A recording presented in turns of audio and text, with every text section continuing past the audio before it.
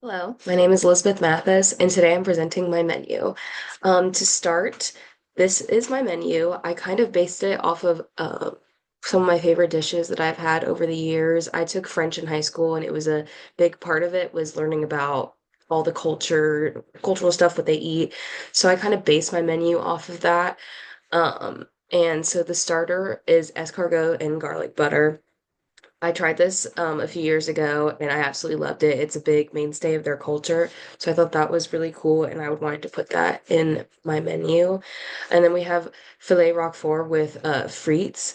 It's very common for French people to get like a big dish that they like to do there is they will do steak and fries and often there's like a pepper sauce. But I had a dish actually a while back that was this and it was very good. I enjoyed it a lot, so I thought that's something that I would want to put on my menu because I'm kind of thinking of this menu as something as my ideal meal. And then I was looking through different different things that French people eat for dessert because I wasn't sure. So I did some research and I found vanilla and Earl Grey poached pears with vanilla bean ice cream. And I thought that was perfect because it is a great ending for the meal, which it can often feel heavy throughout the what I chose. And then I thought that was the perfect ender to make it have like a little sweet end that is, I guess, like better than or ends the meal in a less heavy way than it starts. So here are my item build cards. I created these little graphics where you can see what they actually look like and how you put in there. And then I wrote down the assembly of how you do each step to make it ready to prepare to serve. So for this one, you place all the escargot in the skillet, and then you follow the recipe and put the filling in it and bake it in the skillet. And then you garnish it with parsley, and then you'll serve it in the skillet with a pot holder so that it's safe for the consumer. And then for my filet roquefort, this is what it looks like. You put an 8-ounce filet in the middle, center left of the plate, and garnish with an ounce of Roquefort cheese, which I'm sure you know is blue cheese. And then on the other side, you have 6 ounces of fries, which is about a normal human serving. And then it's got garlic aioli on the side, which you put in the center bottom or bottom middle, I guess you would say. And then you have the poached pears, and you put the two halves laying on each other for aesthetic reasons, and put some of the extra sauce on it, 2 tablespoons of the excess liquid of the pears, and then you place the scoop of ice cream directly below the two halves. And these are the recipes. You can see that this is for exactly one serving. For this one, I did one serving, and for the next one, I did one serving, but for the last one, I did two, because it makes more sense for the cooking of it.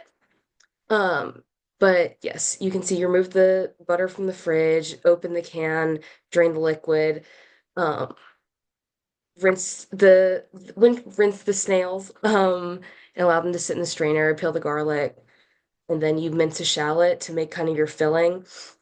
Remove the parsley leaves from the stem and pinch them and make them kind of like dust.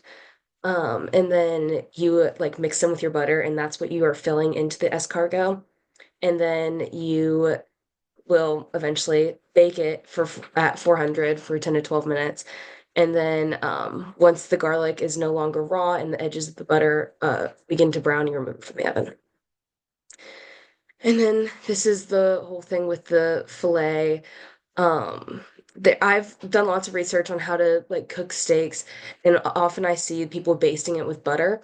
And so I used a technique like that so where you put the herb butter onto it to where it makes it more juicy steak and it ends I usually like for like medium rare, so 125 degrees Fahrenheit is perfect for that. And you can see for the fries, you cut them, pat them dry, put them in a batter, and then fry them. And then for aioli, you mix together like the whole egg yolk to make like a mayo base, which you need to focus on all the food safety with that too, and make sure that you have pasteurized egg yolks to make sure that everything is safe. And then we have the poached pears where you poach them in the tea and the granulated sugar and vanilla bean. And then once they're done poaching for about like well you 30 minutes, but you let it steep for 3 to 5 minutes before you put them in there. Once they're ready, that one's pretty simple. You just serve it, like I said. And then this is the order guide. You do all of this. These are each things I did in order of the